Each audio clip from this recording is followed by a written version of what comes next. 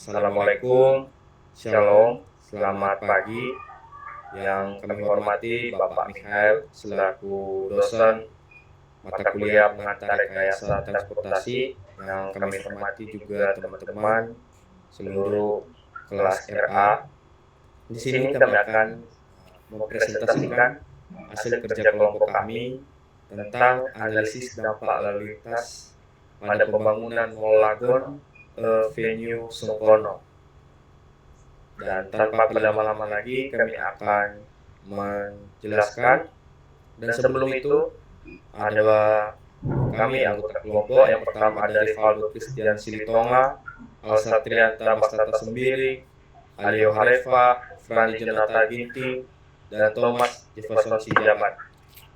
Kemudian selanjutnya akan dijelaskan oleh teman kami, Freddy.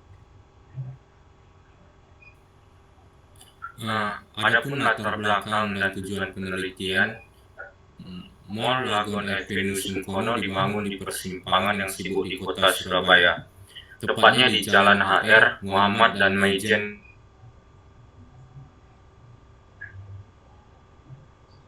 lalu lintas tinggi. Mall ini diperkirakan akan memberikan dampak signifikan terhadap lalu lintas di sekitarnya karena posisinya yang strategis dan sifatnya sebagai pusat belanja yang menarik banyak pengunjung. Adapun penelitian ini bertujuan untuk yang pertama, menilai pengaruh bangkitan lalu lintas akibat operasional mall terhadap kinerja jalan dan persimpangan terdekat.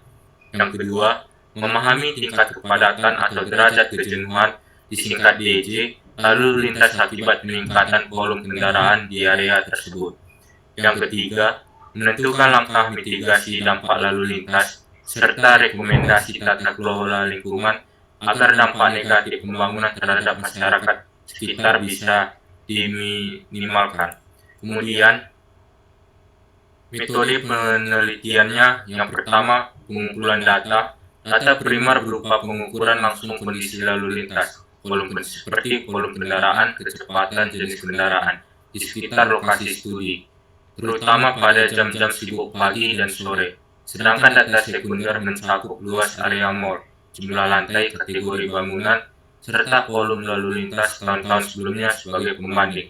Kemudian, adapun metode analisis yang kami buat, yang pertama menggunakan metode regresi linear sederhana untuk memprediksi volume bangkitan kendaraan dari mall Lagon Avenue berdasarkan data kendaraan masuk keluar dari mall serupa di Surabaya, serta menghitung nilai derajat kejenuhan yang menunjukkan tingkat kapasitas jalan yang digunakan. Kemudian dilanjut oleh teman saya.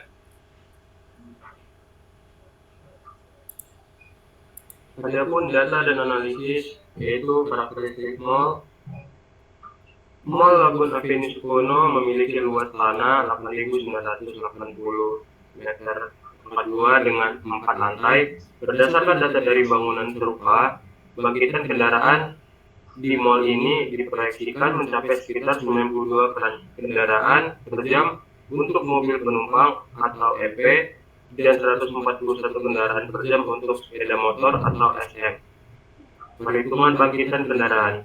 Bangkitan kendaraan dihitung berdasarkan regresi linear dari data mall pembanding, yaitu mobil penumpang atau EP sebanyak 5 dikali jumlah lantai plus 59, yaitu 5 dikali jumlah lantainya 4 ditambah 59 sama dengan 92 kendaraan per jam. Sedangkan untuk sepeda motor atau SM 4,59 643 dikali jumlah lantai ditambah 121, yaitu 4,9643 dikali jumlah lantai sebanyak 4 ditambah 121 sama dengan 141 kendaraan per jam. Hasil analisis derajat kejenuhan atau DJ. Derajat kejenuhan atau yang disingkat dengan DJ dihitung sebagai rasio antara volume lalu lintas atau Q dan kapasitas jalan atau C. Nilai DJ pada beberapa titik persimpangan utama adalah sebagai berikut, yaitu di Jalan Maijen Sungkono sampai HR Muhammad, derajat kejenuhannya yaitu sebanyak 0,71. Yang kedua, pada Jalan Maijen Sungkono sampai Jalan KH Abdul Wahab Syamin, yaitu derajat kejenuhannya sebanyak 0,33. Yang ketiga, di Jalan KH Abdul Wahab Syamin sampai Jalan HR Muhammad, derajat kejenuhannya itu sebanyak 0,26. Dan yang keempat, pada Jalan KH Abdul Wahab Syamin arah proyek, derajat kejenuhan sebanyak 0,21. Nilai tertinggi terdapat di persimpangan Jalan Maijen Sungkono sampai Jalan Habib Muhammad HR Muhammad dengan DJ sebanyak 0,71 yang masih di bawah batas maksimum, yaitu 0,85,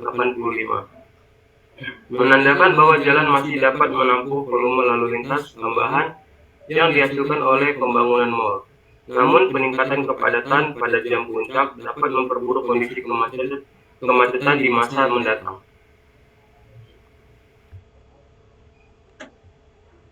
Selanjutnya, analisis dampak lingkungan dan lalu lintas. Dampak terhadap lalu lintas. Yang pertama, kemacetan dan kepadatan arus. Bangkitan kendaraan dari mal menambah volume lalu lintas yang mengakibatkan peningkatan kemacetan terutama di jam puncak, pagi, dan sore hari.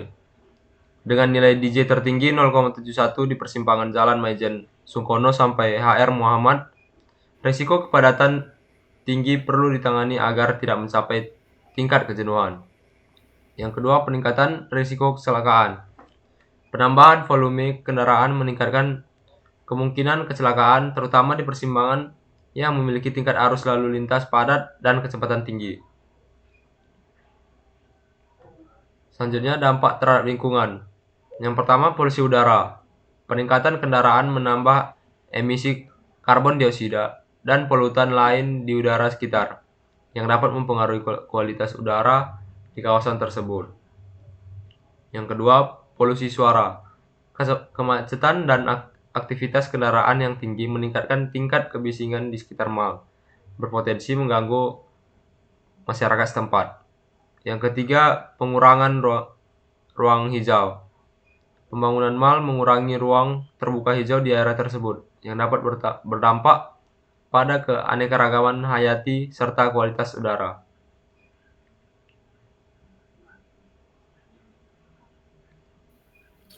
Selanjutnya yaitu rancangan penanganan dampak. Itu yang pertama adalah mitigasi dampak lalu lintas. Mitigasi berarti kita adalah upaya untuk mengurangi atau meminimalisir dari sebuah risiko dari sebuah kejadian. Yang pertama adalah rekayasa lalu lintas. Pengaturan sinyal lalu lintas yaitu mengoptimalkan siklus lampu lalu lintas untuk mengakomodasi peningkatan arus kendaraan dari mal khususnya di jam puncak. Yang kedua yaitu peningkatan rambu dan marka jalan. Menambah rambu-rambu lalu lintas untuk memberikan arahan yang jelas bagi pengemudi dan mencegah penumpukan kendaraan. Ketiga, jalur alternatif. Menyediakan jalur alternatif atau memperlebar jalur yang ada di sekitar mal untuk mengurangi kepadatan persimpangan utama. Yang terakhir, yaitu integrasi transportasi umum.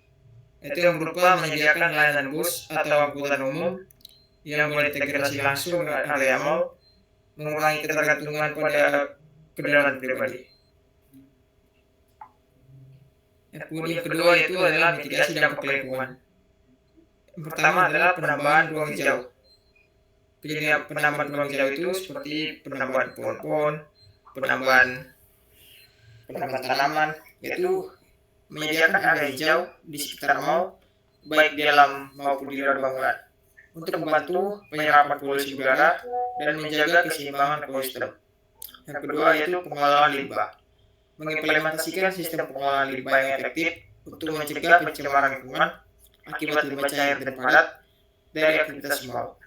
Setelah terjadinya penambahan ruang hijau seperti pohon-pohon dan pengelolaan limbah yang baik menggunakan sistem pengelolaan limbah yang efektif, kita akan masuk pada penerapan kendaraan ramah lingkungan. Apa gunanya?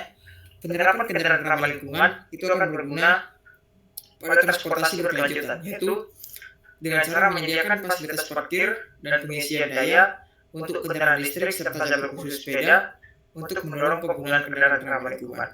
Di sini dia menggunakan sepeda.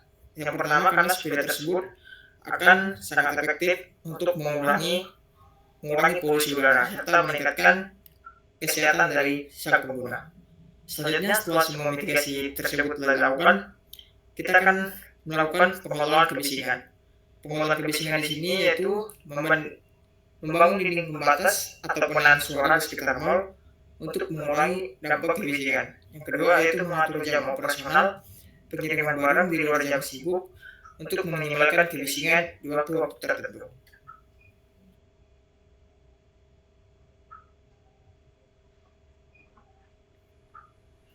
Kesimpulan, Mall Lagoon Avenue Simpono di Surabaya berpotensi menambah kemacetan di persimpangan utama di sekitarnya dan memberikan dampak lingkungan yang signifikan.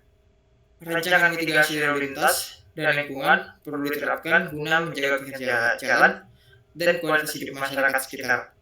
Dengan mengoptimalkan rekayasa lalu lintas, memperluas fasilitas transportasi umum, dan menjaga keseimbangan lingkungan melalui ruang hijau, serta pengelolaan limbah, dampak negatif pembangunan mal dapat diminimalkan. Terima kasih. Baik, demikian presentasi dari kelompok kami. Jika teman-teman ada pertanyaan ataupun saran, kami persilakan melalui kolom komentar di YouTube. Sekian yang bisa kami presentasikan. Bila ada kesalahan, kami mohon maaf. Kami dari kelompok 7 pamit undur diri. Terima kasih.